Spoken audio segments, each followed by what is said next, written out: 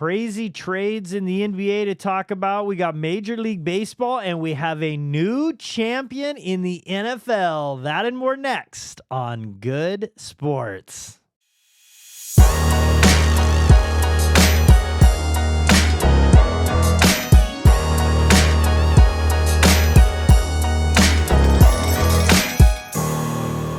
Thanks for joining us. I'm Randy Goode, and we have a lot to celebrate today. I think we've got some really good mood going on right now. But first, before anything, if you have not subscribed, we ask that you quickly go hit that subscribe button. It really helps us get out our content. So thank you for all the people that have done that.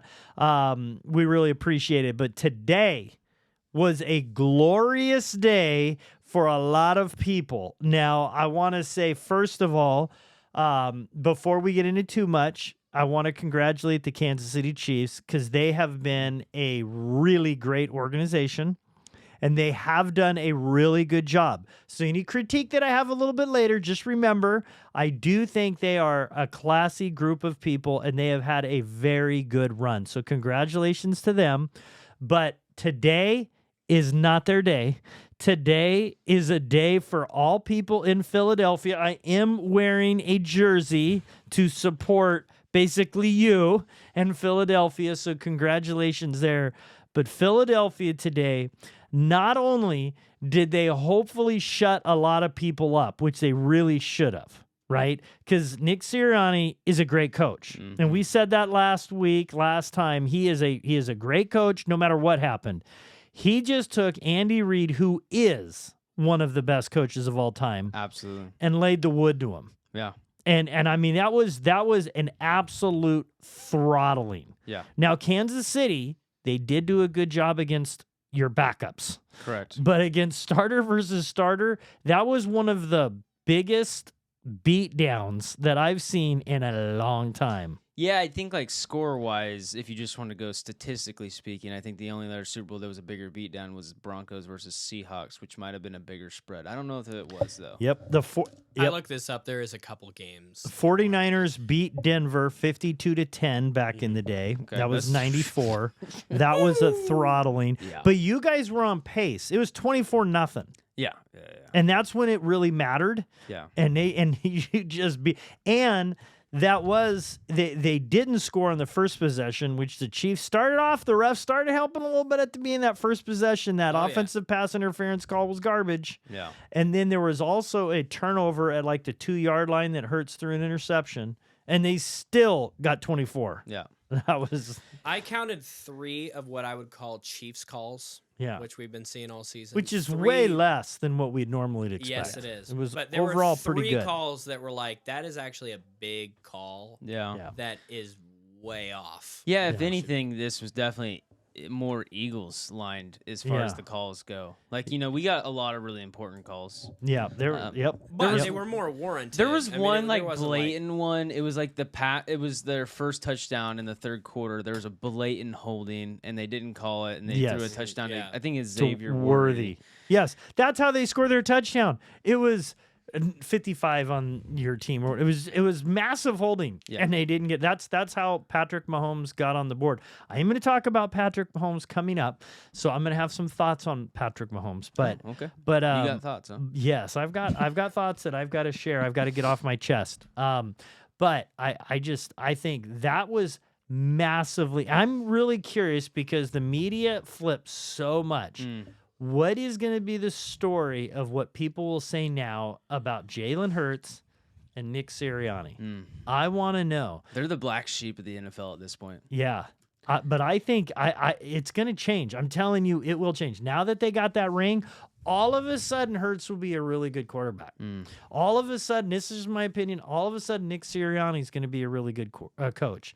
So I think it's going to make a really big difference. But that defense... They won that. That was impressive, and they're young. Wow. Yeah, I mean that third youngest defense in the NFL. Yep. I mean they got after Mahomes all game long. They couldn't run the ball. They couldn't throw the ball. Mahomes threw for nothing the first quarter and a half. That was awesome. And Vangio, I mean, he did a great job. Vic really turned it up. Yep. I mean, and that experience and both their offensive and defensive What was coordinators, crazy is it felt like they were getting pressure all night long. Yeah. But they weren't blitzing anybody. Yeah. And this is the key. If you can get some pressure and you don't have to blitz and your corners can do what your corners did, Cooper DeJean with a pick 6, that was beautiful. Oh yeah. It was just awesome. Yeah, and Patrick Mahomes, the one thing that we kind of heard going into the game is he likes to run in the big playoff games, you know. Yeah. And I think he had like 40 or 50 yards last time we played in the Super Bowl. He only had 25 tonight. Yep. Which honestly, some people at home are like, "Well, that's a lot of yards for a quarterback." Yeah, but he for some reason he becomes extremely elusive and runs a lot when he's in the big games. They did a good job keeping him in the middle. Yeah. And then having somebody shadow him in the middle. Yeah. And they did and Kelsey did nothing this game. Yeah, I mean that's got to be frustrating for him because I bet you going into that game they thought their main game plan was probably going to take Kelsey, put him on Oren Burks. Yep. Which good for that guy. Yes. That is so huge for him. He came back.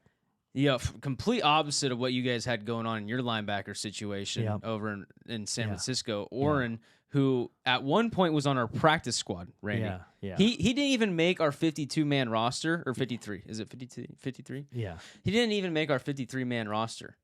After coming from playing in the Super Bowl. Yep. He then came to the Eagles in free agency. Yep. He didn't make our 53-man roster. Yeah. He stayed there, toughed it out, made his way back on the roster. Through some injuries, okay? And then we had one of our linebackers actually get released, and that's how he got his chance to be back on the roster, which was like week 4. Yep. Worked his way in there, and we had a huge, crucial injury to our starting linebacker, who Nakobe Dean had an amazing season. Don't want to forget about that. But he comes in relief for Nakobe Dean, who was a huge loss to us, and he plays amazing. Yeah, that's a pretty cool. For the quick context, he played for the 49ers last year. In the Super Bowl. He was the backup for Greenlaw. Yep. The 49ers were dominating defensive. They had in fact, in the first half of that game, the only reason Kansas City scored 1 touchdown was because of the punt that Kansas City did, and it bounced off of one of our players' legs, and then they recovered it. Yep. That was the only reason they scored. We were dominating defensively, and then when Greenlaw tore his Achilles, he went in for him and got torched by Mahomes. But he comes back in the Super Bowl. But that's a cool moment. Puts it to those tight ends from Kansas City, which there's 3 extremely talented tight ends over there in Kansas City. Yep. So who are you most happy for? I'm going to give you a few people. Okay, you have to try to pick one, or maybe in order if you could, because this is a great day for Philadelphia. I'm really excited, and I love to see how a team could have fallen apart and ripped each other, and they could have, so last year they were like 9-1 or something, like 8-1 or 10-1. 10-1. And then when they played the 49ers, from then on, that was an absolute collapse. Yeah. Then at the beginning of the season, it wasn't like they were looking great after the first 2-2 going into the bye.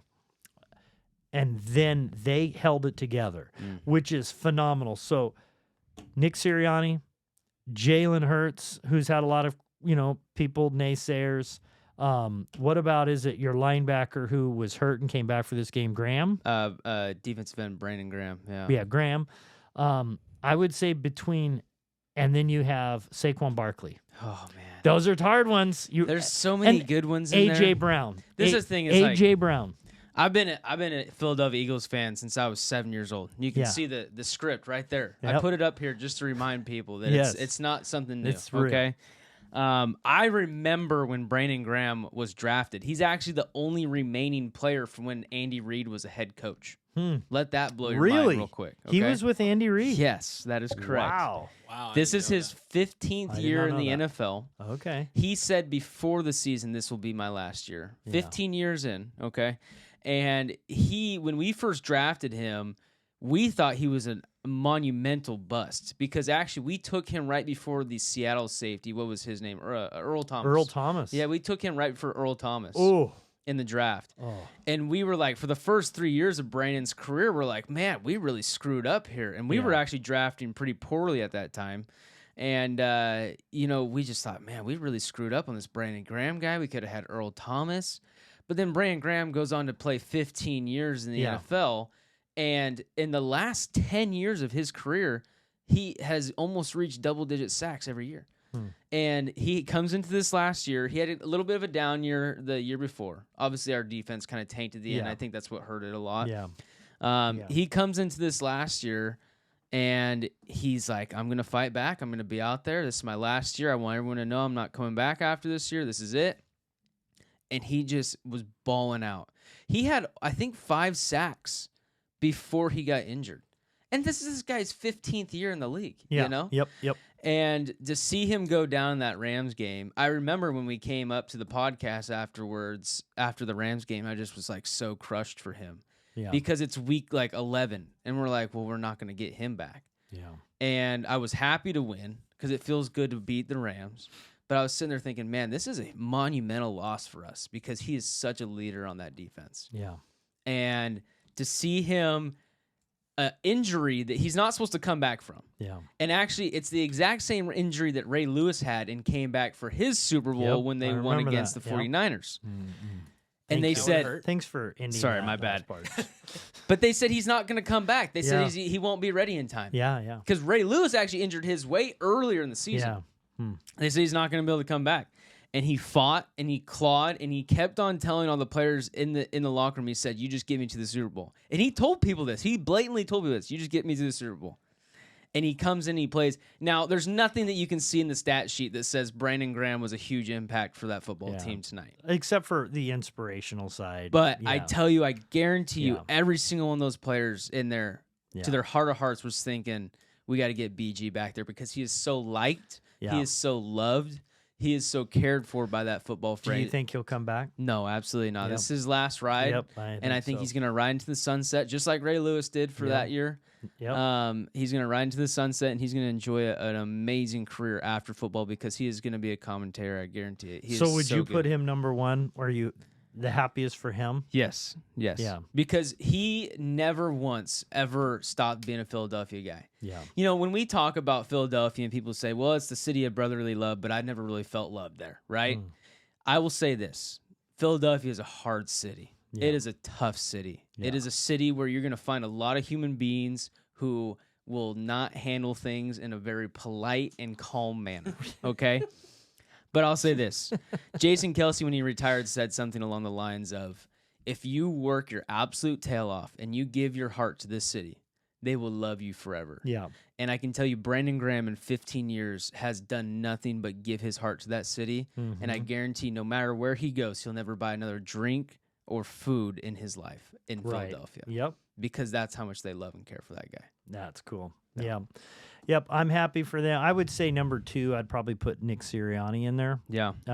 He's just gotten a lot of unneeded hate. I think I'm also, I'm happy for all those guys. I would probably, I don't know what your order would be, but I would then go Saquon Barkley because he's probably the selfless guy in the NFL if there's ever somebody. The best part is they're going to make a book or a movie about Saquon Barkley. They should. Imagine what they did with Kurt Warner, but instead it's Saquon. And you see one of the greatest unicorns of running backs come out of Penn State, and he goes to a franchise where they just won a Super Bowl a couple years ago, but he just falls into misery for so many years. And then he comes to the Philadelphia Eagles and wins the Super Bowl. And on his way to the Super Bowl, he doesn't care about the record, and he moves on from that. I'm so happy for him because he was so selfless, and he did win. And that will help. And he does have the record right now for all time. I don't know if they really have that as a record, but he really does have it. It is a record. So I mean, Terrell Davis all-time yards from the beginning of the season through the postseason. Through the postseason, yep. So he has that. And I think even with all of his carries tonight, I think he still did it in like 50 less carries than Terrell Davis. Yeah, that's awesome. That is awesome. So big deal. Congratulations to everybody. I think it's funny how the different storylines go. This is what I don't like about the media. And maybe people are going to say I'm going to have some overreactions here later on. So maybe I fall into this to a degree, but in the game, I thought it was interesting. A.J. Brown, Nick Sirianni are chirping a little bit at each other. And then he goes over and reads his nice little book that says everything's going to be okay. Yep. Excellence, whatever He it had is. the book out. He got the book out and it said, it's okay. And then like 2 minutes later, Scores a touchdown. Yeah. And then, him and Nick are like jumping up and down with each other. and if they don't win, everybody's going to make, that would have been the moment. Oh, yeah. And they would have done everything they could to split them up. And that's not them. It's two competitors Yes. that do love each other. But they want to win. But they want to win. Yes. And it's okay to say, we want to win and I want better from you or I want better for you or whatever it is. That's helping each other get better. They're both good people and it was great. And then who was the person that's pouring the Gatorade on Sirianni? Oh, Devontae Smith and AJ. A.J. Brown. Yeah. Here they're chirping and here he's celebrating. And they just love each other. And then you see the interview afterwards. They're interviewing together. And they're together. And Sirianni could not have said kinder things. I'll say this. He's passionate. I would play for a guy like that any day. Any day of the week. Because he's sitting there, and I know a lot of times coaches say the right things. He meant the right things and said the right things. He gave no credit to himself. Yeah. And I don't see a lot of coaches that can do that. He went out of his way to say it's them. Yeah. And his coaches, it was them. Yep. I just think great for him. He deserves it. I'm happy for him. I'm grateful. I feel like the whole world is in a better place right now. Even though I was never an Eagles fan growing up. Yeah. I was happy for you, and so we supported for you. But I have grown to really appreciate them because there's a lot of good people over there. Yeah. And it did help going to Philadelphia, beautiful city. Yeah. And the fans did treat me right. They did. They were treated you very hilarious. good. Yep. They said some things that I'm not able to say on this podcast in the bathroom Yeah. to different fans that were pretty funny. But I will say this. This was the cool moment for me, right? When we went to that Eagles game, I remember thinking, like, my future wife is there. My future mother-in-law is there. yeah. My future father-in-law, who I got to now, like, protect. Like, I got to make sure he comes back alive. And we were sitting in the stands, and at one point, a Philadelphia Eagles fan started mouthing off to a 49ers fan. Yeah. And all the other Philadelphia Eagles fans were like, they actually started to support the 49er fan. They did. Zip it. And yeah. they said, no, you zip it. And I was Yeah. like, oh, wow. I was like, that's actually kind of cool. Yeah. Like, wow, that's awesome. Yep. No, that was cool. It was a great place. I had my 49er gear, but I had my coat covering it just to be safe because the 49ers did well that game. Let me rip a couple of these, Randy, because I think what's cool is there's kind of like this team is kind of the misfit toys. And, I didn't really think about it until now, but this is kind of cool. Jake Elliott. Half the people wanted him gone because he was missing field goals this year. He goes 4 for 4 in the Super Bowl on field goals. Actually, I think he went like 6 or 7 for 7 because of all the penalties they had that he kept having to make those field goals. Yes. Yeah. Cooper DeJean. Yeah. No one said a white cornerback was going to be able to play in the NFL anymore. He's awesome. Not only that, but he's returning punts now, too. And he got a touchdown. Yeah. Zach Bond. Yep. The guy was on the practice squad of the New Orleans Saints almost a year ago playing defensive end. We moved him to inside linebacker, and now he's an all-pro linebacker. Great interception. Beautiful. Yep. Jalen Carter gets arrested on his pro day Yes. for the NFL, and people say he's a problem. He's never going to make it in the NFL. He's too bad.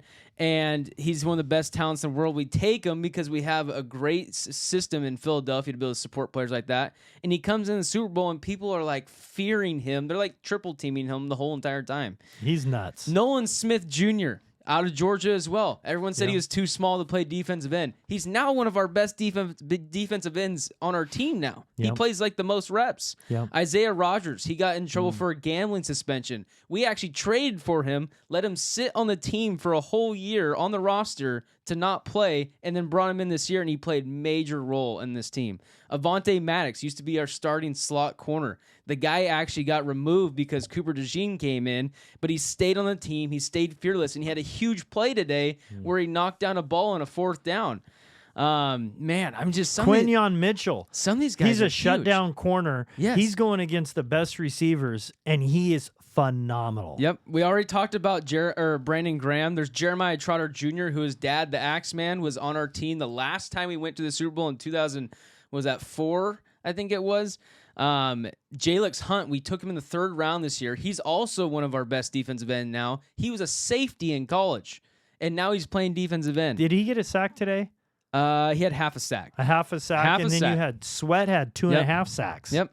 Moro Ojomo out of Texas. We took him in the 7th round a couple years ago, and he almost had a sack today, and he's been playing huge defensive tackle plays. Jordan Davis, once again, another Georgia Bulldog. They said he's too big, but somehow he runs super fast. He couldn't play on 3rd downs. Now he plays every down because he's a staple in the middle of our defense. Reed Blankenship, the other half, the exciting whites. He came out of Middle Tennessee State. I bet you don't even know where that college is located at, okay? And now he was undrafted free agent, and now is our starting safety, and I think he probably averages some of the best plays on our team at safety. Wow. I mean, he's huge.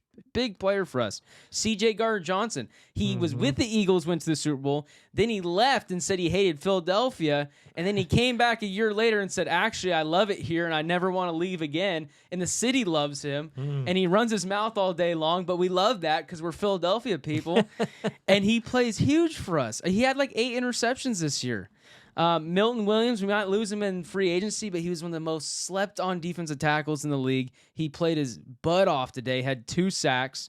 Orrin Burks, we already talked about him getting his revenge. Josh Sweat, another guy. He was actually a 5-star recruit coming out of high school, but he got injured in college, and no one wanted to take him. And guess who did? It was the Philadelphia Eagles, and the guy had 2.5 sacks today. Could have been MVP. Could have been MVP. He could have. And then you have the great wall of Beckham Yeah. and 370 Yes. pounds of Yes. gutting it through. And he had to go against Chris Jones. Yep. And Chris Jones cost the 49ers 2 Super Bowls. Yeah. He's the reason they Yeah. won.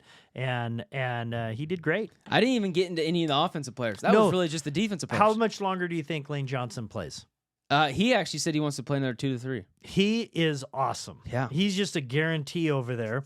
Now the Jordan Mailata actually had statistically a better season at left tackle. Yeah, you guys are in a good place, a good healthy place. It's amazing what a little run can do, because you got all these people they're trying to take Nick Sirianni and drive a wedge between them, and that team stayed together. And so you've got AJ Brown, you've got Devontae Smith, you've got your receivers, 2 really good receivers in line for a while. Yeah. You've got Jalen Hurts, you've got Saquon Barkley, and you've got young corners.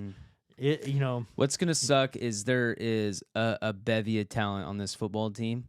What's going to suck is some of them will inevitably end up leaving in free agency. You're going to lose some. Yep. It'll just suck to see, I think we'll get Mekhi Becton back. I think Zach Bond, our all-pro middle linebacker, I think he'll be back.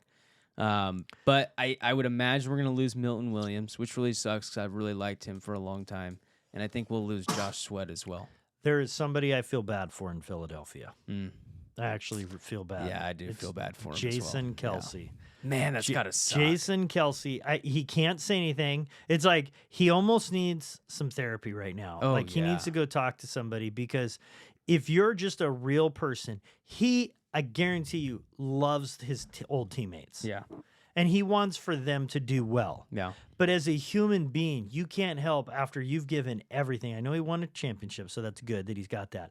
And to be so close. Because when we were at the game in San Francisco and they got blown out, he was one of the last to come off, if not the last to come off the field, and he was looking around even at that game, and I think that was kind of him realizing, This is it, and we're not going to do it. Yeah. And you could see it, and to know you're 1 year away from a moment like this, I feel for him. So He's a good dude. They actually asked him on the podcast, so that was Yeah. one of the questions he got asked.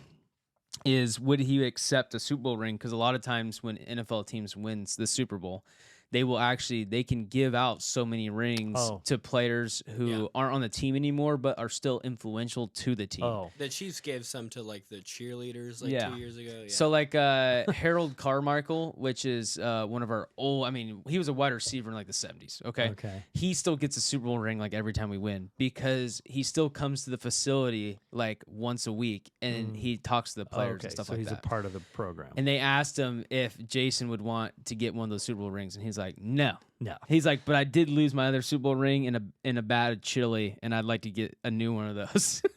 Are you serious? Yes. So listen, that guy is a great guy, and I wish he could have been a part of this. Me too. I mean, just because he is one of the classiest, best That's athletes. another amazing story though. If you're Jason Kelce, you gotta be sitting there thinking, He actually hand-selected Cam Jurgens, who is now the starting center. Cam Jurgens wins he's a Pro Bowler. He then goes on to win the Super Bowl after Jason retires. And he hand-selected that kid. Coming out of college, he said to Howie Roseman, that kid right there is the next me. And he did. And he's successful. And he's got to feel like just that, like, I don't know, that fatherly aspect. Where I'm he's sure like, there is. Yeah, he's that's, like, man, that's cool. he's like, I was a part of that story. Yeah. I can understand not wanting to do. Steve Young won a couple rings that he didn't play in Super Bowls. And he's like, I'm not even going to get that out of my drawer. The one I played in and won. Why did he get? He was a backup. For who? Joe Montana. Oh, that's right. Okay. Yeah. So he's like, yeah, I didn't play. Yeah, that's so difficult because like Jalen Hurts, right? Technically, Jalen Hurts is a national champion quarterback, right, in college. But like, he wasn't. He only started half the game. No, you don't celebrate it the same. Okay, so that's a little bit different though for Jalen. He started half the game. If how do you feel about that? I would absolutely be wearing that one. Yeah. If you're playing and participating, you don't even have to play half the game. You play any significant minutes. Now, Kenny Pickett, he's not going to have a career where he's probably going to be another chance to win it. Yeah. I would sport the ring and wear it or something like that. But if I was a really, really excellent high-end player, I'm probably not touting stuff, especially if you don't play. That's so hard. But anyway, I do feel bad for him. I think he's a great guy, and when you want a guy like him to go out on top. So anyway, I just hats off to Philadelphia. I'm really happy for you. I'm glad you guys got your revenge. I not only did you get your revenge, but I mean, that was kind of mean. No. I mean, you laid the wood to bullied him. them. Yeah, you beat the snot out of that team. Yeah, what really Everything. You won think- every aspect of that did game. we say this in last week's podcast? But I told everybody that I talked to, I said it's either going to be a really close game and most likely Kansas City wins close games, or it was going to be a blowout. I just felt like with the explosiveness of our team, there was either going to be an explosive masterpiece by the Eagles, which is what we saw, or it was going to be a really close game because somehow we had a bunch of turnovers. Well, even though the game there's a few key moments. Yeah. I thought one was third down or fourth down. I can't remember what it was, but they blitzed, and usually they blitz, and whenever it's a timely blitz and it works, and they usually knock somebody out of the field goal range or whatever, which is what they were doing. And Saquon came over, and I don't know, Drew, if you be able to put this up when we're talking about it, but Saquon comes over and makes a key block, and they get that touchdown. Yeah, that was the first one to Jahan Dotson, right? To Dotson. Yeah. And that was like, wow, because I saw that same thing happen, and Purdy just got clocked, and we didn't hit him. And I've seen over and over again, Spags does things, and he does them really well. And there was just a few times where he did it, and you beat him down. And then what you guys did to Mahomes, Mahomes. I want to get to Mahomes for a second. Is that okay? Yeah, that's fine. Okay, so I will want to note this though. Yeah. Because people are gonna have something to say about Saquon today. yeah. The guy still had 100 all-purpose yards. 100, and they stacked the box, and the whole offense was don't let him get free. Yeah. And he didn't hardly play in the fourth quarter, which is where he gets most of his yards. Yeah. So if they just play him like Kansas City kept playing their players, if he keeps playing, he's going to have his 100 yards. Yeah. So I do want to say before you get into Mahomes, I did watch his after the game, post game interview, and I did like his response. You talking Mahomes? Mahomes. Yes. He did not blame his team. He said, "I think my team played well. I don't think I played to my own standards, and I will own up to that." He said all the right things. That's good. So I think he handled it well. Yeah, I think Mahomes. So I'm going to say this, and so remember this when you make comments, but please do make comments because that's great. I think Mahomes is one of the classier people in the league. I think Mahomes is one of the better quarterbacks that we've seen in a long time. I would agree. think he is a very excellent. I do not want to try to take away anything. I want to just be realistic, and I'm just going to give you my version of realistic, okay? So I am going to not try to say this based on emotions because I like Mahomes. I like his ethics, what he stands for, his morality on things. I think he's a really good quarterback. I would want him on my team. Yeah. Well, probably 27 teams in general, I'd want him on my team. There's a few quarterbacks that I'd put above him. But if you were just being fair, okay?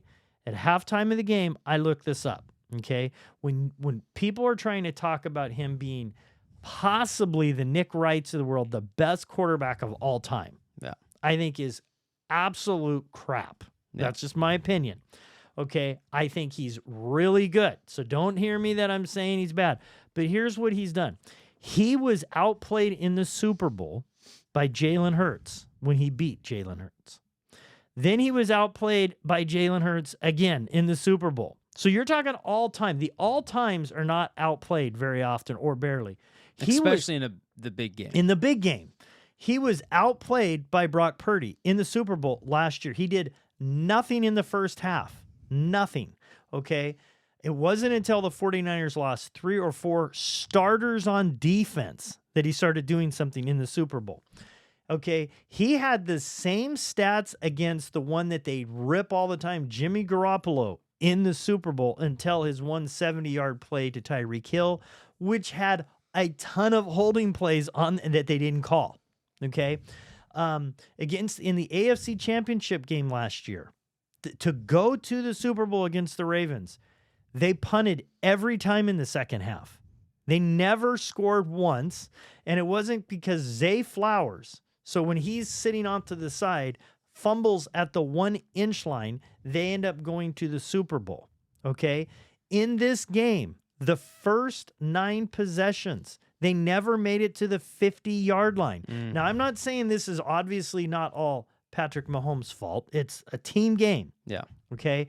But at halftime of the game, I looked up the stats in the Super Bowl. This was his stats, Mahomes' stats, as of halftime of this game. I'm not counting the last quarter, which was garbage time, where he did get some touchdowns against your backups. That's when it matters. In the games that mattered, he's had 7 touchdowns and 5 interceptions. They're trying to compare him and saying he's better than Joe Montana. It's garbage. In the Super Bowl, Joe Montana's 4-0, 11 touchdowns, 0 interceptions. At halftime of this game, it was 7-5. So he's now what, 3-5? Yes. Yeah. He's 3 wins, 2 losses, 3 out of 5. Sorry, 3-2. Yes. However, in those games, Tom Brady outplayed him. Jalen Hurts outplayed him. Jalen Hurts outplayed him. Brock Purdy outplayed him. And he did have, at the end of the game, a little better stats against Jimmy Garoppolo. I'm not saying he's bad. That is not what I'm saying. He's not the best quarterback ever, and he's not the second best quarterback ever. And I don't think he's got a long career left. Oh, yeah. He could do a lot of things. But this year, he did not play at a top 9 or 10 level, and he didn't last year either. So now the arguments could be they don't have the right people around him. Maybe. This is what I would say. But he's really good. There's a lot of people screaming at their screens right now hearing you say this. That's okay. Let me I'm just going with the stats. For the fans at home, okay? Yeah. If you're a Kansas City fan or you're a Patrick Mahomes fan, listen. Here's the bad news. He hasn't played to an elite level in the games that really mattered. Correct. Here's the good news. Neither did Tom Brady for his first 3 or 4 Super Bowl wins. Now, here's the bad news again. He never got beat down. Tom Brady never lost by that many points. So you could sit there and say, well, Tom Brady had Bill Belichick as, running the defense. Okay, fair enough. So what I'm going to tell you is if you're at home, you're thinking, yeah, but Patrick's really good. He is. He is crazy good. And he has the potential very good in the next 10 years of his career, which he'll probably play another 10. Yeah. He has the potential to change this narrative. Yes. Everybody has the potential to do that. He has the opportunity. Absolutely. Agree. But at this point in time, where we sit, he has let down his team in a manner that he needed to play at a higher level. Yes. And that's all I would say is excellence is a different level. And now people will say, well, he did bring him back in overtime to a touchdown in overtime, and he deserves credit for that. Now, it was against much less. I mean, when you lose that many starters, that's hard in the Super Bowl. But he did do it, and he does deserve credit for that. But I'll tell you, in a regular season, if your stats are 7 touchdowns and 5 interceptions, you don't even start for a bad team. Yeah. You lose your starting job for a regular season game. If you're the Giants, you don't keep starting that guy. Yeah. That's what he is in the biggest moments. And those are just the realities. Now, he has had some big moments. I mean, what he did, I remember the game against Buffalo where him and Josh Allen went back and forth and back and forth. Phenomenal. He's great. I'm not saying he's not a great quarterback. I just think we just need to slow down. You know, And he is not at certain levels. And he has not even come close to what Joe Montana did. 11 touchdowns, 0 interceptions. I'm just saying it's not even close. yeah. So it might be one day. The hard thing for him too is like their offense just isn't explosive anymore in any way, shape, or form. No. And it's cool to say, well, I'm a dink and dunk offense now. Yeah. And that works in some way, shape, or form. Like we thought Tom Brady was kind of a dink and dunk offense. Yeah. But what's hard is when you get in Kansas City's position where you have 1 or 2 mistakes and you're down 24-0 at halftime to have no explosion in your offense. You're now saying, oh, well, I'm screwed. Yeah. Because even if I score 2 touchdowns in the next quarter and they score 1, I'm still down 3 touchdowns. Yep. You know, like it's just it's hard to come back in any way, shape, or form. You can't ever get down. Yeah. Which means your defense has to play at a perfect level at all times, and your special teams have to play at a perfect level at all times. They would really benefit from getting some sort of running back in the offseason. Isaiah Pacheco looks like a shell of himself. Kareem Hunt just never could do it. Samaje Perine is all right pass catcher.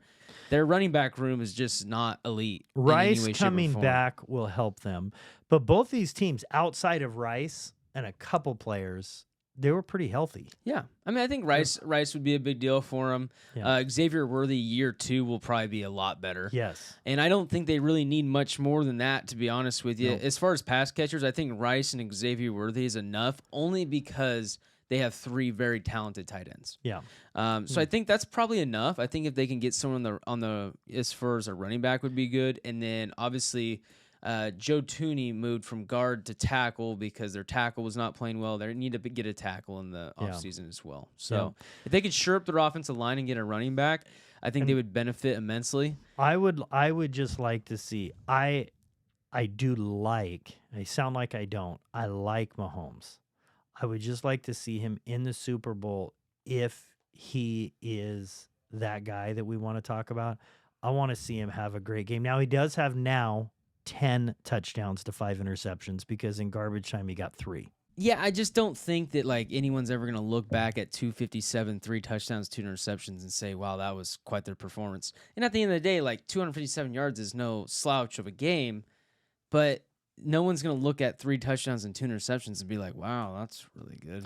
No, especially if you really are fair. That's all I'm trying to do is really be fair. When the game mattered, he threw like 30 yards the first quarter and a half. And technically he had 3 turnovers. He had the fumble too. Yeah. So in the first half of this game and last game, he did nothing. If it wasn't for a ball that went sideways against the 49ers and it hits a player that is blocking's leg that he doesn't even know what's happening, he got the ball at like the 20-yard line and threw a touchdown. Did nothing in the second or the first half besides that. Yeah. So if he's that guy, if he really is that guy, I would want him to, in the Super Bowl, be that guy in that moment. Not just have some really good moments periodically here and there.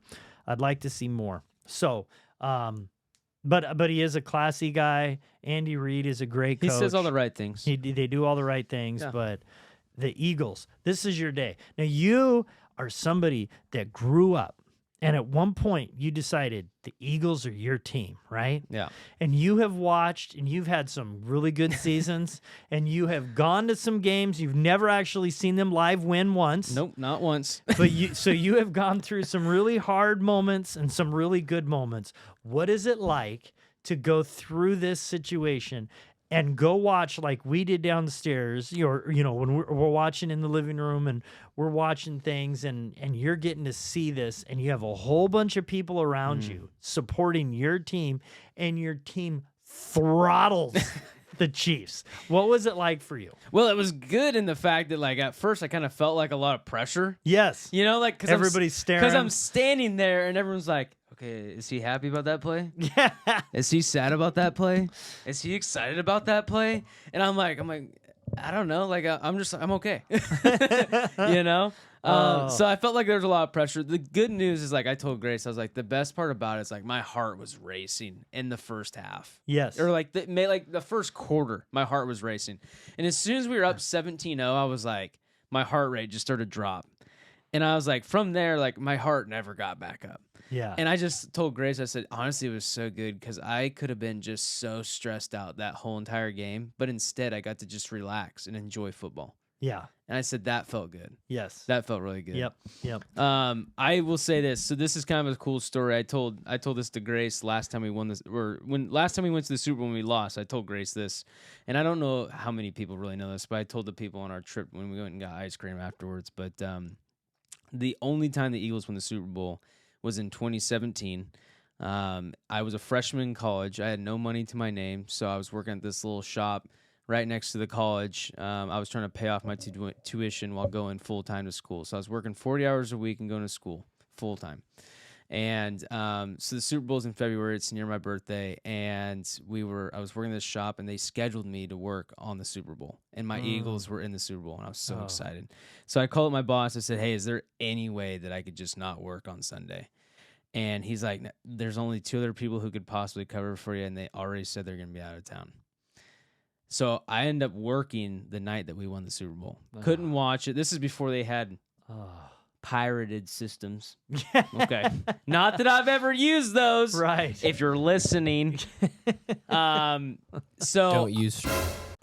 Whoa, you can't blank that out. Beep that out. Where's the beep button, Drew? Anyways, so this is what sucks is like the only time we ever won the Super Bowl, I never even got to watch it. I didn't get to watch a single minute. That stinks. Now, obviously, I've gone back and I watched the whole game, on the repeats and stuff like that. But that was really disappointing as a fan because it's like terrible. growing up as a kid. From 6 years old, I never got to see him, really play at an elite level. Yeah. I mean, obviously, we had the championships that we went to and stuff like that when I was young. But then, through like middle school and high school, they never were like, we had the Chip Kelly era that was brutal. Yeah. And then we had the early Doug Peterson days, which sometimes were brutal.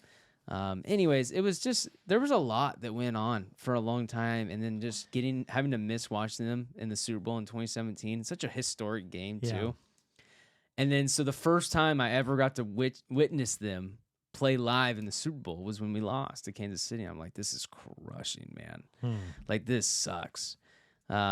So anyways, it was actually so cool to be able to sit down there today and be like, man, I'm watching my team win the Super Bowl. This is pretty cool. And I've been a fan of these people. I'm happy for you. So now, technically speaking, that's cool. I turned 20. I turned 20 in, what's the day? Today's the 9th. I turned 20 in 11 days. And this was taken on my 7th birthday. Oh, okay. So technically speaking, it'd be 19 years. So I could say I've been a fan of the Eagles for 19 years. Technically speaking, if you count 26, if you count before that, then Yeah. technically it'd be 20 years. But yeah. so I've been a fan between 19 years plus. Okay. For the Eagles, and I got Yeah. to witness my Eagles win a Super Bowl today. It's just the That's best pretty feeling in the cool. whole wide world. That's pretty cool. I have a question for you. Okay. On the Chiefs side, I want to just ask you this. Okay. Is this getting towards the end of the road for Travis Kelce? How much time does he have left? Because he was an absolute non-factor, and almost all year was a non-factor. He's had a unbelievable all-time great career. I think if you're Travis, He can still play. I think that you should take the conversation very seriously this offseason. Yeah. And I think you should sit down. Usually in most cases you say, well, sit down with your wife and your kids. Yeah. He doesn't have either of those. Yeah. He has a significant other in Taylor. But I think if you're Travis, you sit down with your family that you do have, and you say, "This is where I'm at," and you try to really think deeply about that and see where you're at. Now, I think for his mental health, I don't think it's good to go out as a Super Bowl loser. Yeah. And he should probably at least tough it out for one more. I think I think so too. I think he should, if you think about it where he's at and you look at his brother who stopped and then they won it the next year. Yeah. I think he's going to come back, but he is not the same. Now, maybe he'll surprise everybody. Maybe we find out stuff that we don't know about, that he was injured more than what people say, but he was not the same receiver or tight end this year that he was in previous years. Technically, this is his 12th season. His next would be 13. Yep. Which Jason Kelsey played 13. Okay, Father Time does that to you. What I said before this game was I think no matter what happens, I felt that Travis was going to try to win one more ring, whether he wins today or not today. But I think this was an eye-opening game. And that might change how I feel about that. And I do think that he's going to stick it out for next year. He might keep going after that, but I think it's really based on, I think next year he's really going to be watching himself closely. Where am I at? Do I not have it anymore? Or do I have a couple more years left in me? And I think if next year they go back to the Super Bowl, then I think he'll stay a couple more years. But if he's struggling next year, that might be it for him. Yeah, that's a good point. If you have back-to-back years where you're not who you used to be, it's hard. I heard Charles Barkley say, they asked him, when did you know? And he goes, when somebody that has no business playing against me blows by me and I can't do anything, I knew it's time. This is what's difficult, I'm not saying he's there yet, but he is. Well, I think he will try to win again. But when you are the But if he best, can't, I think he will step out. but when you're the best by a long margin, and you are not even top 5, 6, 7 tight ends, Yeah. you start to go, okay, and now the next year you're the same thing. So that'll be a huge loss for Mahomes because he's been a looks so security defeated this game. Yeah. Okay, I'll just say this, though. For Travis Kelsey to play as long as he has, at the elite level he has, it's phenomenal. It's phenomenal. And this is where people will get it kind of messed up. And some of you guys at home are not going to love this, that I'm going to say this. Travis Kelsey was never an elite athlete. Yeah. He wasn't. He was never an elite athlete. He actually was just so superior in his mental game that he was one of the greatest tight ends, if not the greatest tight end of all time. Now, I'm only saying the greatest because a lot of his tight end brothers call him the greatest tight end of all time. I don't personally feel that way, but when your own people recognize you as that, then that's a big deal. So let me say this. I don't think he was ever an elite elite athlete. Look at Rob Gronkowski. That guy was a full-on freak of nature specimen. Look at Tony Gonzalez. The guy was Travis Kelsey's size, but he could jump out of a roof. And a basketball star at Cal. I watched him play. Yep. Antonio Gates, freak of athlete.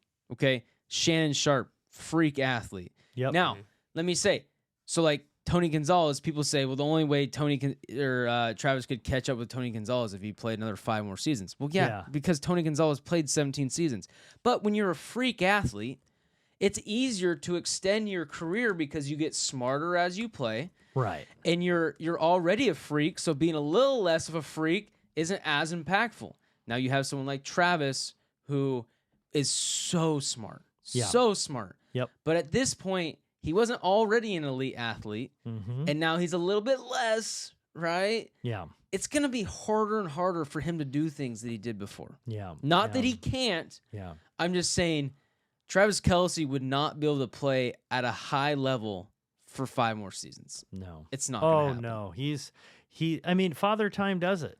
And not just, he hasn't just played, would you say 12 seasons, 11 seasons? This is 12th season. Okay, so he's played deep into the playoffs in those years too. Correct. Yes. And so that's a whole nother season. Yeah, because they were in the deep in the playoffs before Patrick. Yeah, so it's a long road. He's done a phenomenal job. I'm not saying he should retire. That's going to be his decision. I don't think he will. I think he'll come back, but he was not the same. He was not a factor in this game at all. He had 0 yards in the first half. Now, Patrick Mahomes threw for almost 0 yards in the first half. No. But and he was frustrated.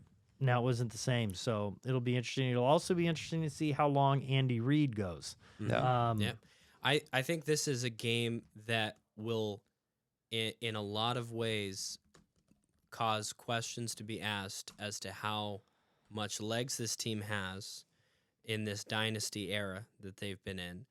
And I think this is going to be either a wake-up call that they bounce back and they're stronger than ever, or it's going to be the year that is when they started to fall. Yeah, but it took the Patriots a couple years afterwards to get back into it. I could see them. Yeah, I could very easily see that happen. They could take a little break. Yeah, that it could be that. I'm just thinking this will either be the thing that makes them go, whoa, we have some holes, or this is the thing that is what starts a. I mean, I don't think they'll stop being competitive in the next couple of years, but I just don't think there's a chance that they take a break from the Super Bowls for a little bit. Yeah. I mean, the AFC is a dominant division. I just think that there's a chance they probably take a little bit of a break from the Super Bowls, and they hopefully will get their second wind, just like just like Tom Brady did with the Patriots. And at that point, they can prove themselves again. But I just think it's going to be a different team at that point. Well, we got to see how far Andy Reid goes Eagles took a year off. because you take Andy Reid off of the Chiefs, and they're all gonna unless they get something phenomenal. Okay, as someone who's phenomenal. a 49ers fan. Okay, ready for this? Okay. You're a 49ers fan, right? Yeah. Yep. As someone who had to go through a coaching change in a dynasty, Yeah. how do you think that the Kansas City Chiefs could pull that off?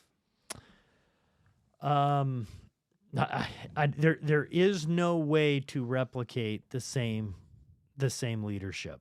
You can't. So you can try to get like a Spags to go over and take over coach, but he's a defensive mind. You want to see when they try to take somebody from another position and try to make him a head coach, not everybody can do that.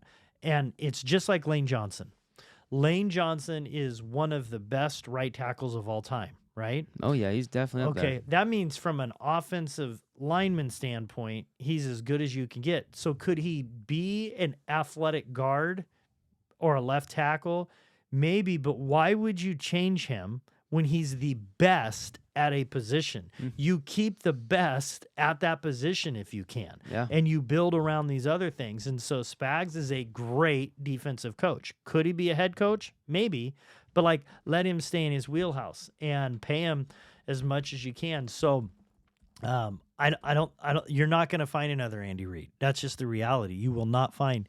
So you're either going to have to go with somebody young that you hope is the next up and coming Kyle Shanahan or McVay or whatnot. But you don't find these guys. I mean, Andy Reid, they say he's won 4 championships. He's won, how many AFC championships, NFC championships? He's been in 27 playoff victories. I don't think you can replace him with somebody young. You'd have to get No, because a guy like Mahomes is going to have a harder time respecting. Exactly. Yeah. So you're going to have to somehow pull a veteran that's won a bunch, like a Pete Carroll would have worked. Yes, Yeah, Pete Carroll I would have agree worked. with that. Somebody like that. Now he just went to the Raiders, but then you're like, okay, you've won and you got my respect. Yeah. But it's hard unless Mahomes is gone. But when you have Mahomes, when you're in that position, if you're Aaron Rodgers, it's hard to listen to a new person come in that hasn't earned it. Okay, I got another question for you. Well, there's another coordinator out there who supposedly already has a job with the New Orleans Saints. Kellen Moore. They came out and they said it. They said Kellen Moore is basically our decision to be the head coach of the New Orleans Saints. Yeah. Now, to give you some backstory, the New Orleans Saints got some issues going on. They are quite literally in cap hell for at least another 3 more years. Yeah. They're like 80 million cap hell. It's bad. Yeah. They are in a very bad place financially. Yep. Then they had some sexual scandals come out in the offseason already. Yeah. With something going on in New Orleans with anyways, it's a Mardi Gras. Yeah, anyways, whole mess. Yeah. You're Kellen Moore. You just won the Super Bowl. You have the chance to, because everyone on that offense, everyone, Randy, except for the right guard, is locked down for the next 3 years. You have a chance to go back and re-coach that same exact team, build its double year with Jalen Hurts again in that exact same offense. You're not going to lose a single offensive player except for maybe a guard who has a stud of a backup. Okay. Or you could go take the dumpster fire of the New Orleans Saints. I'll tell you what I'd do.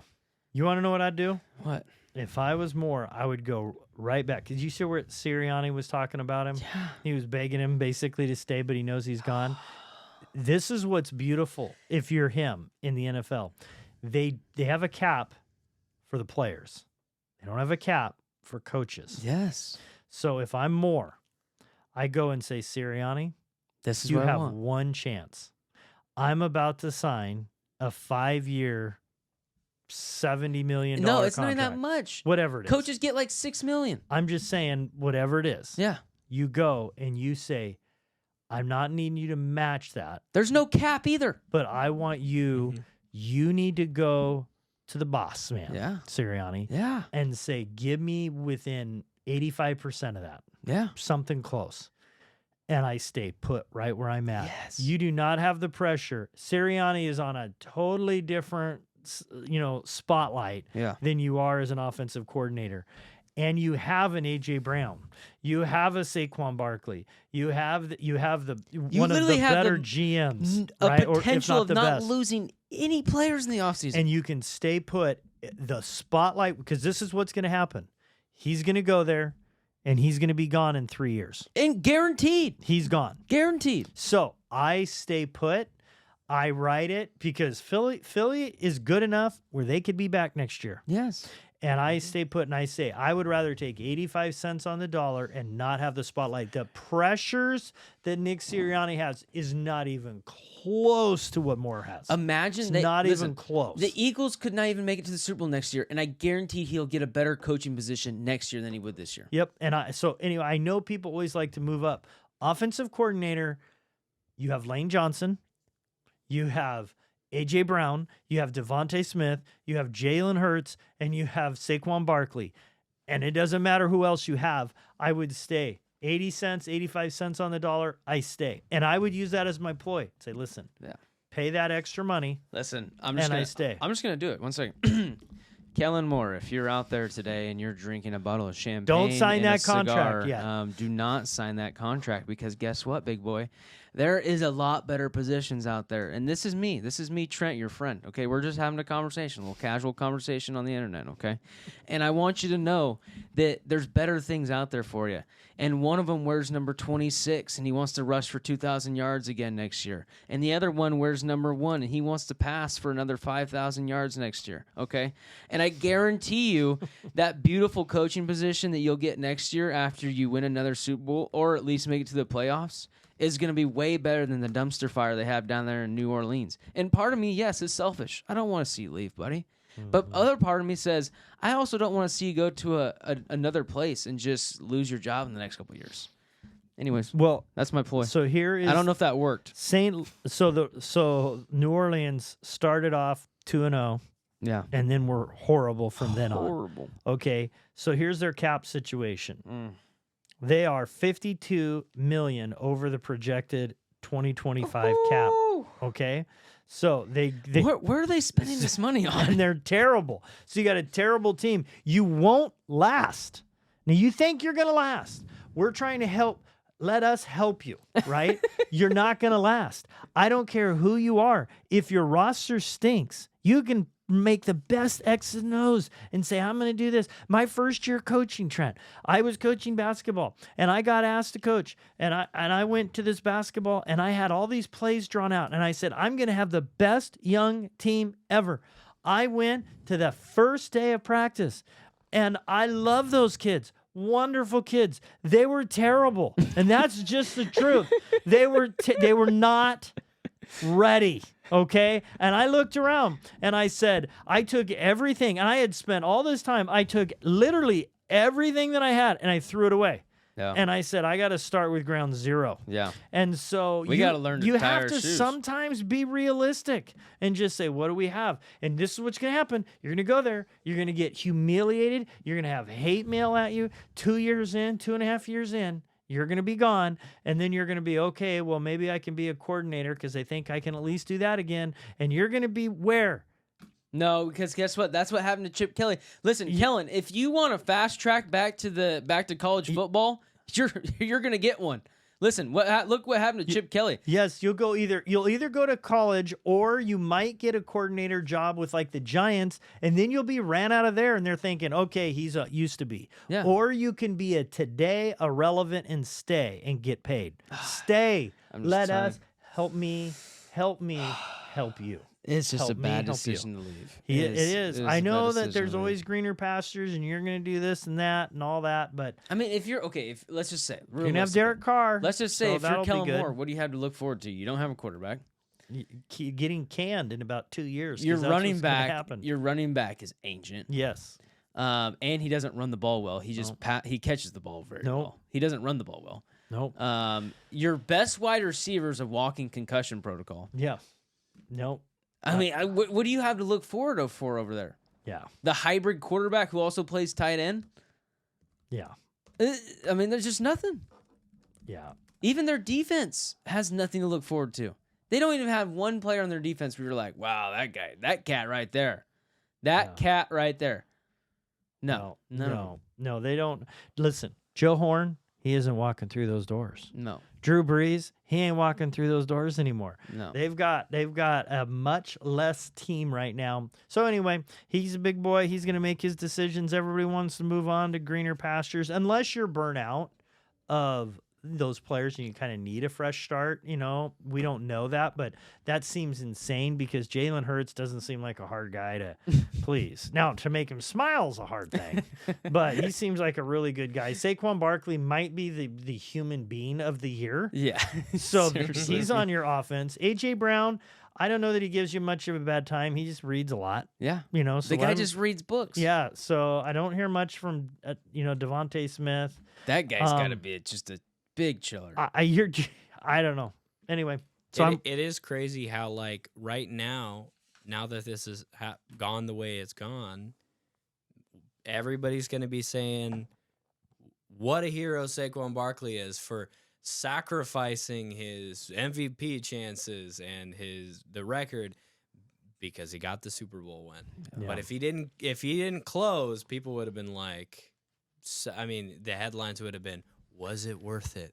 Yep. To go and fail. But it's like when you take a risk and it pays off, people are always going to look at him like that. Do we get a draft pick for Kellen Moore? I don't know. That's a good question. That's a good question for me. Yeah. I don't think we do. Huh. I don't know. That's unfortunate if we don't. Yeah. I mean, this is what also sucks is like Shane Steichen is still in Indianapolis as a head coach. Jonathan Gannon's still with the Cardinals as a head coach. Yeah. Well, no, you don't get it. No, you don't. You have to be. You have to be. No. Because you get draft picks for when players go to other football teams. Yeah, but I don't think you do for coaches. Oh, okay. I think it is the Rooney Rule. Oh, gotcha. It's for minorities that get coaching positions that gotcha. that get a move up, whether it's a GM or a defensive coordinator. That's why Well, anyway, so Is they're that why trying you to guys have a lot of incentivize. draft That's picks? why. That's what saved us. That is what saved the 49ers. They do really well in compensatory picks, and we still have another one coming this year. That'd be hilarious. You got a hat that says "really good at compensatory picks." I'm sorry, but the McDonald compensatory pick that Yeah. we get is an interesting one. We'll stay away from that. But congratulations to the Philadelphia Eagles. Good for them. They won. Great day. Congratulations to you. Thank you. Because I know what it's like. Yeah. So it's time to talk NBA. It has been a crazy week. Some of the biggest trades that I've ever seen. Here we got Luka going to LA, and I got some conspiracies that I want to talk about. Conspiracies, huh? Yes, this trade makes no sense if you're Dallas. Now, I'm a Laker fan, so I'm excited about this. But let me just tell you, I heard about this and I just wanted to think, why would this happen? So here is where I'm going to go with this theory that I heard about. First of all, in Dallas, you never ever trade away a superstar. Yeah. Right? You never do it. And if for some reason you're going to trade away a superstar, what you do is you say, would anybody like our player that's one of the best in the league and he's not even in his prime yet? And all other teams would raise their hand. I'm in. Then you say he's going to the highest bidder. They did it with a coffee conversation 2 weeks earlier, had a quick little conversation and basically traded him to one team, and he got nothing for him. Rudy Gobert got a lot more for a trade offer than this. Yeah. Almost everybody. So why? Why would Dallas do this? Anthony Davis is a good player, but he's old, and he's an older player than normal because he's injury prone. He got hurt in the first game. Yes, he hurt his groin right off the bat. Yes. And he's always injury prone, and he's past his prime. Even though he's playing good this year, you would never do this. So why would you do this? So here we go. Dallas has they have new ownership, brand new ownership. Cuban sold most of his stuff away, and that ownership is from Las Vegas. They would like to move to Las Vegas. But the NBA can't approve something to Las Vegas when you have Dallas right now selling out seats in a big market. The only way they can sell this to the fans and move to Las Vegas is if Dallas tanks, and they do poorly year after year, and they have empty seats. This is the wildest conspiracy theory I've ever heard. So they're tanking. They're tanking to move. There's no other reason to do this. And why did LeBron, who's close friends with Anthony Davis, not know when he's known about everything? He's got his son that's not even barely G League worthy on the Lakers. LeBron knows everything the Lakers does. And he says, I was out to eat, not with a team that night right after the game, which is rare. He was with his family. Why? Conspiracy number 2. He wants to be an NBA owner. The NBA would love to have a team because there's so much money to be in Las Vegas. And I think he will join Las Vegas as part owners of the very team that Anthony Davis went to in about 3 or 4 years. So I think the NBA has considered this move. Absolute cinema. Now, I'm telling you, this is the only. Or option 2, the Dallas GM is a moron, and it was the worst trade in NBA history. Those are your 2 options. That's it. Because you don't trade great silently for good. You don't do it. So why else would you do it? Why would Dallas do this? Why? Yeah. They got a bad first-round pick from the Lakers. Yeah. Why would they do it? It doesn't make any sense. It doesn't, so you got to find some reason. Las Vegas, to me, makes more sense than this trade. I mean, at first I thought maybe there's something wrong with Luka. Yeah. And I'm still thinking that. Like, maybe there's something wrong with Luka to where they're just like, okay, we got to get him out of here. But why wouldn't you say does anybody want him? Every team would say they want him. I know. That's what also doesn't make sense. Unless they knew the Lakers were too stupid to not do it. And maybe Luka's got some serious issues. He's going to have to lose his leg maybe, for it to be maybe they thought, well, the Lakers are the only ones dumb enough just to make a deal. And not say anything. I don't think so. How crazy would that be? I think every team in the league would have done it. Yeah, but every in the team, if you open it to every team in the league, then they're going to start asking questions like, "Why are you getting rid of Luka?" So this is what Rudy Gobert got in the trade. This is what the Jazz received: Malik Beasley, Patrick Beverley. They got Bolimer. They got Walker Kessler, who is the number 22 pick in the draft. They got Vanderbilt. They got 1, 2, 3, 4 first-round picks and a pick swap. That's what Rudy Gobert got. Gobert got. Luka gets a late first-round pick and an old player that is good now but's got a couple years left. For one of the best in the league. I'm telling you, my theory has a little more merit than that. That's unbelievable. And so I don't know what they're doing. It doesn't add up in any way. They would have got 4 first-round picks from teams. This is what I'm wondering, though. The NBA has the right to decline a trade. They do. Then why didn't they? I don't know. They did it way back in the day when They did it not too recently. They did it. Yeah, they did Lamar Odom back in the day, and Pau Gasol, and it caused a whole bunch of friction. That was for Chris Paul. They stopped that whole thing. I remember that. They have the right to do it, but they didn't do it. I think there was Why? one. There was one to the Warriors too, wasn't there? Because the NBA wants Las Vegas to have a franchise. I'm telling you, there's something to this. Yeah, but Dallas is such a big market that makes no sense. Las Vegas is Dallas where gambling is way is. bigger. NFL just had the Raiders go there. There's so If much anything, more money they'd in move Gambleville. San Antonio.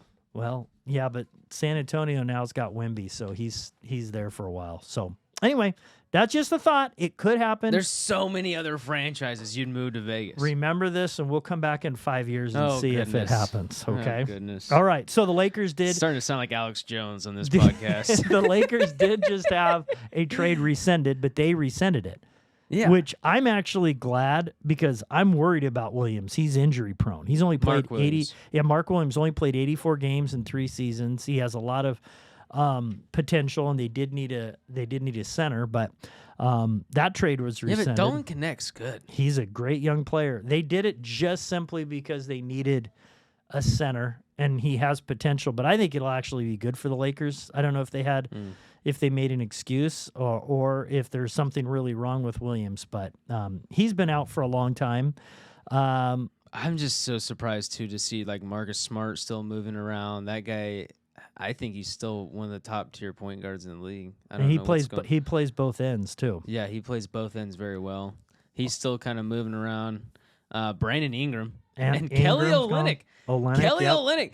Yep. I didn't even know that guy was still playing. Yep. I played in high school when he was there in college. Oh, Yeah, really? Yes. When we went to Gonzaga camp, I was like an 8th grader going into my freshman year of high school. Yeah. And Kelly Olynyk was there. He played with some of my teammates. Sweet. I didn't play in that game, but he played with some of my teammates. Yeah, that's cool. Crazy. There's a million trades. Like you said, Ingram on the way. You got De'Aaron Fox. You got for Levine. There's a bunch of things that happened, but here's one that's I think going to be interesting. I wanted to hear your take on. You got Jimmy Butler, he was going to go, then he wasn't going to go, then he left. So should he stay? Should he go? He's gone. Yep. Who won the trade? Who do you think? Which team won the trade? And do you think Jimmy Butler will make a positive difference for Golden State this year? He's obviously a great player, but will they make a run, or are they too old at this point? So who won the trade first? Okay, who won the trade? As of now, the Warriors. Okay. I think Jimmy Butler is that level of a player. Okay. I think at points in his career, he's been one of the most dominant players on the court. Mm-hmm. At points in his career. And I'm probably just talking about like a few specific playoff games. Yeah. But there's been playoff games where he's made a whole Celtics roster look like an idiot, you know? Right. Anyways, I don't know. I think this is the thing is Andrew Wiggins is a great player, but he's a shell of himself, of who he once was. Right. And if there was ever a chance for him to revive his career, it's here in Miami. So we could be 3 years down the road and say that the Heat won this deal because Andrew Wiggins could find himself and get back to who he was. But I just don't know that's going to happen. No. Not by now. He's had enough time. He's 10 years in the league. Yeah. He's not who they thought he was going to be, but he's but a good player. He was that guy.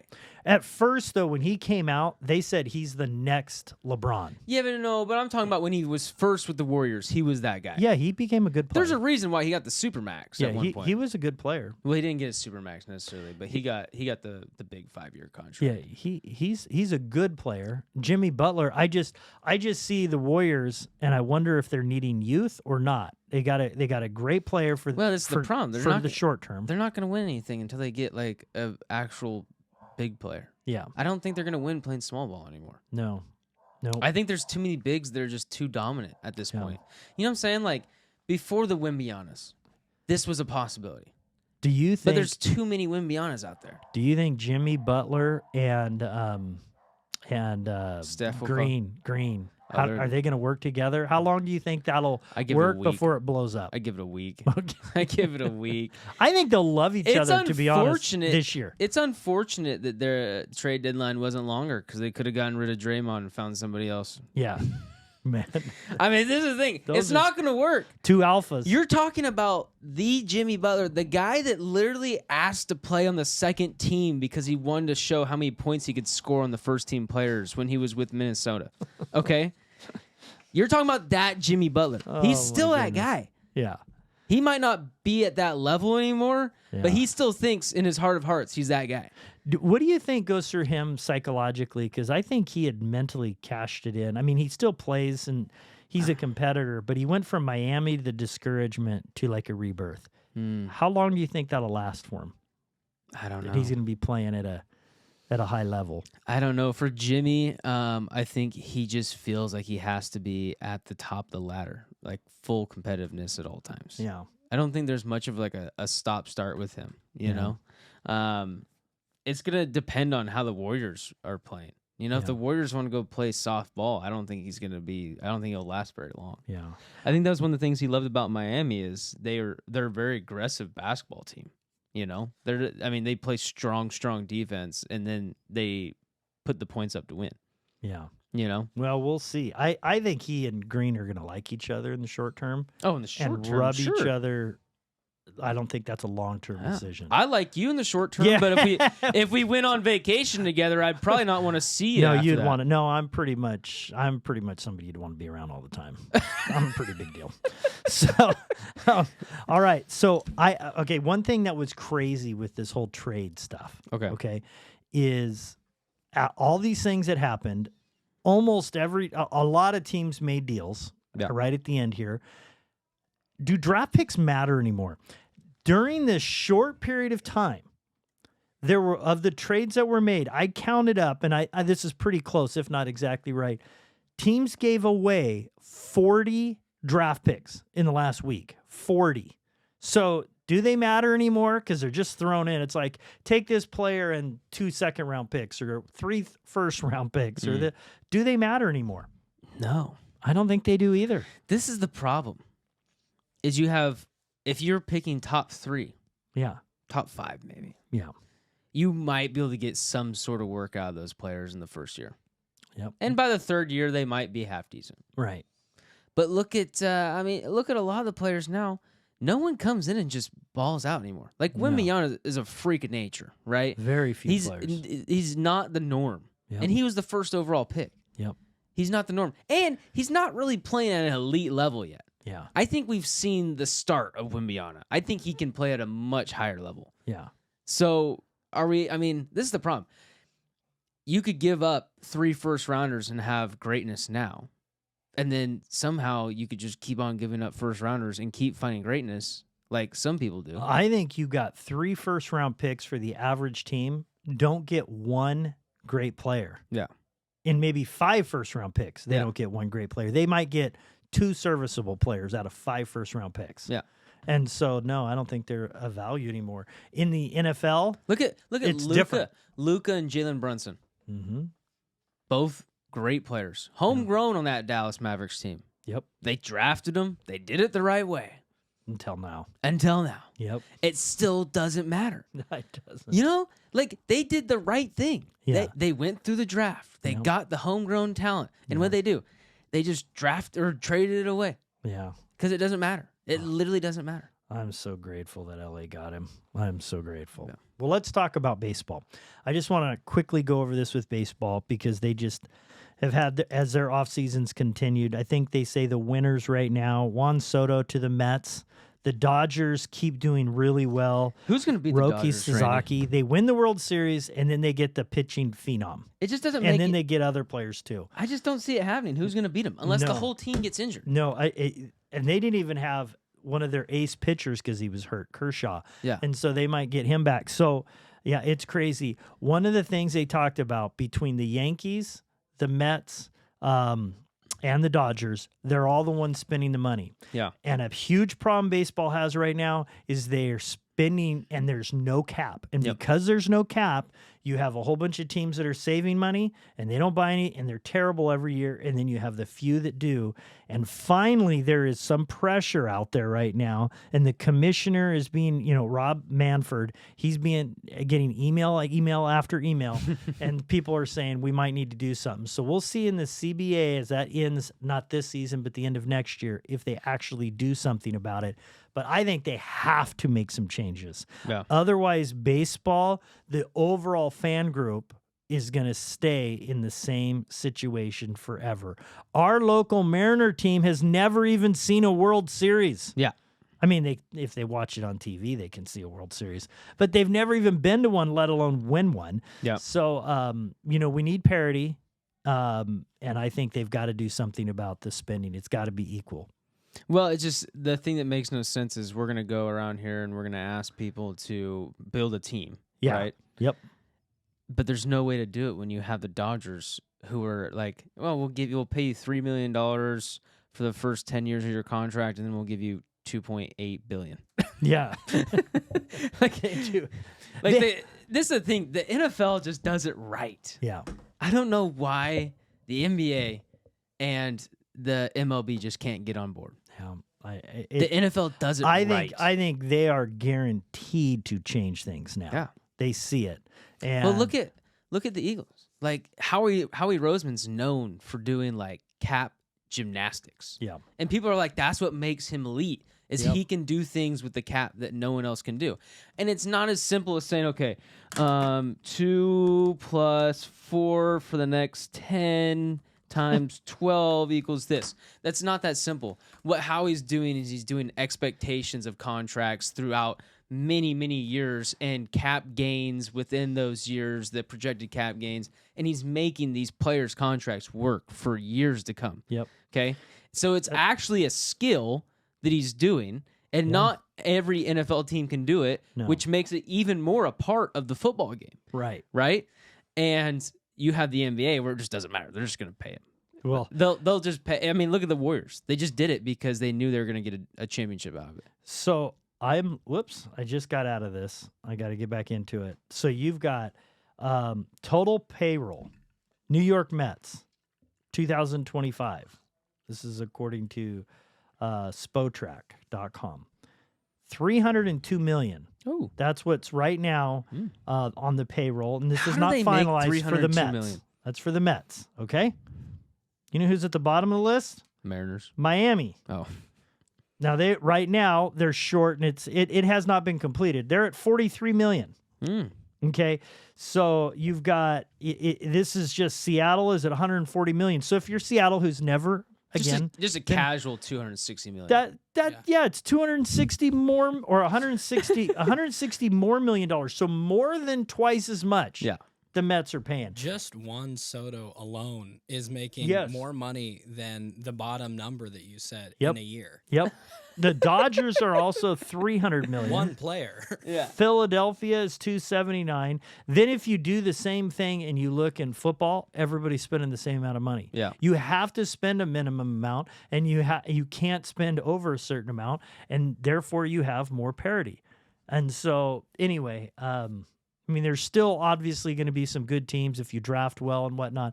But you're buried. Chicago White Sox, one of the worst teams of all time, $60 million. That's not a shocker. The A's, $54 million. Pittsburgh, sorry, Craig, $69 million. So you get Grant's team, Cincinnati, $100 million. You're not competing if you're spending $100 million versus $300 million. You're going to have a whole team of Brock Purdy's to win the World Series. Yep. Yeah, you are. You're going to have to get extremely lucky. And in baseball, a lot of times when you draft a rookie, they don't last. It takes them a lot of times years before they actually contribute. So they usually run them through the farm system. Do you know in 2023, MLB teams made an average of $378 million in revenue? That's the average? That's the average. Well, that's why some of these the owners. high was $12.1 billion. Wow. Yeah. So then, I mean, they got so many games. So some of these teams are making like a lot of money. Yeah, they're doing. But so that means if the average is 378 and the high is 12.1, Yeah, that means some of these teams are not making a lot of money. No, they're not. But there's some teams not spending a lot of money, so That's true. they might still be making. That would be good Who's to see. paying this $12.1 billion to watch these baseball teams? The Yankees. It's got to be the Yankees, and it's TV money. You have to look at how much money they're making. Who's on the watching TV. these guys on TV? I can barely stand to go to the game and watch it, but, let alone on a like- TV screen. Yeah, but But you got to firework think about night, the it's worth NFL it. is so Firework few night's games. worth it. Like the NFL is so few games versus so many more games, so many more times. that Yeah, people can buy 160. tickets. Like There's- it's a Yeah, lot but the more money. people kill each other for football tickets, okay? I People know, but quite I'm literally saying get there's shot no- in the streets for football tickets. I know. but No I'm saying one it's would so shoot few. you in the streets for an MLB ticket. In fact, if you were getting robbed, it'd probably be the last thing they took out of your wallet. Okay? But it's not even like 20% of the amount of games that baseball's doing. I know. Yeah. It just doesn't make any sense. It doesn't make any sense. So anyway, there's 7 teams spending over $200 million. That means there's Well, they're 20 still some it's, from teams. what the numbers look like. It sounds like they're still making $1 billion after Yeah, the they're fact. doing really well. They're Holy doing really well. smokes. So hopefully they figure that out, and we'll see how it goes. But let's see how Major League Baseball does going forward. I hope they do make some changes. I hope there's parity because I do feel that those teams that have been on the bottom stay on the bottom, and I feel for fans that just know. Maybe they could do what maybe they could fix the cap first of all. Yeah, they need to and fix the cap. and maybe they could to help the league out. Maybe they do what hockey does, which is they you can take players off the team. So anyways, Yeah. they have that strategy when they add a team. Craig would probably be able to do it. Say what it is better, but he's not here right now. So he's here in spirit. Do you know why Juan Soto traded over? Because the Yankees almost offered him the same amount. Yeah, almost. Except it was it's just a little shy. The reason why is because he wanted a family suite, a family suite. and they wouldn't. And the give it to Yankees him. say we and didn't the Mets even. said we'll do it. The Yankees said we didn't even do that for Jeter, right? Yeah, they said we won't do it for Jeter. that's crazy. So they lost Soto. $765 million over 15 years. He's playing Over making a suite? $750 suite. of $1 billion is what he's going to make in his lifetime. That's insane. It was a little more money too, But you know what? but it wasn't that much more. It's like how What do you when think you're the at practice squad guys are getting? Because I just might have my kid play baseball. Yeah, but forget school. Forget school. First If my period- kid can throw a 90-mile-per-hour fastball, Yeah. he's going to the No, league, first baby. period is called working on first base. Second Yeah. period is middle infield. We're gonna have outfield. We're gonna have infield. You're gonna be able to do anything. I actually was talking to someone the other day. I had a buddy in college who he played baseball growing up, and he played for NNU. But he was like next door to me in the dorms, and he one time threw this object, and I knew he could throw a fastball like 90 miles per hour. He was laying on his side and just side-armed an object into a wall, and it didn't just break, it blasted into pieces. And that was the first time I ever thought to myself, wow, I'd really not want to ever fight someone like that. Yeah, right, Just the right. speed that Yeah. that thing exploded against the wall was like, man, that's got to hurt. Yeah, that would leave a mark. Well, The thing also with players and how much they get paid is the NFL teams have 53 players on average, and baseball is 25. So there's more money to spread around. Yeah, no. They Not got- even close. It's double the players. yeah, Yeah, they got double the players, but they're making triple the price. so Maybe. so it What- depends. So in the NFL, I think the cap is like 260 million. I Yeah. don't know what it's somewhere in there. So some of these baseball teams are spending more for less players. Yeah. Than the 50. Now in the NFL, not all 53 count against the cap. So Correct. there's a certain amount that doesn't. But anyway, I just think it should be even more of an even playing field. Yeah. I think it would be better for the league overall if there was an even playing field, and forcing some of these owners are looking at as they're owning these teams is just profit, Yeah. not winning. There are definitely owners that are just for profit. Oh, yeah. And they're like, I'd rather pay $100 million and be mediocre and gain $250 million than spend $250 and get $300 million. And Yeah. there's some owners that are all in. And Golden State in the NBA does that. They get penalized. They spend way more than the average team does because they want to win. Yeah. And they've had results for it, and it's helped. So anyway, all right, well, we'll see how it goes going forward, and we'll look forward to seeing if they can get more parity in the future. Yeah, absolutely. All right, well, we're going to wrap things up now. Again, obviously, we've had a lot to talk about tonight, but the big showcase, not the crazy trades, not what's gone on in Major League Baseball and such, the Philadelphia Eagles. And I know their mayor or whoever it was, she might not know how to spell Eagles, but they are champions. To be fair, it's a big word. But it all started with your vision that came from your trip from Idaho. That was so beautiful. But congratulations to Nick Sirianni, to A.J. Brown, Devontae Smith, Lane Johnson, Saquon Barkley, and those young players on defense and everybody else. What a great year. They earned it. They came through a lot. Congratulations also, again, to the Chiefs. You guys have been on a great run, and it has been very impressive. We'll see if you guys are able to come back. Maybe there'll be a repeat, or maybe there'll be two totaling teams. But nobody is ever going to be able to take this championship away from you. Oh, man, that feels good.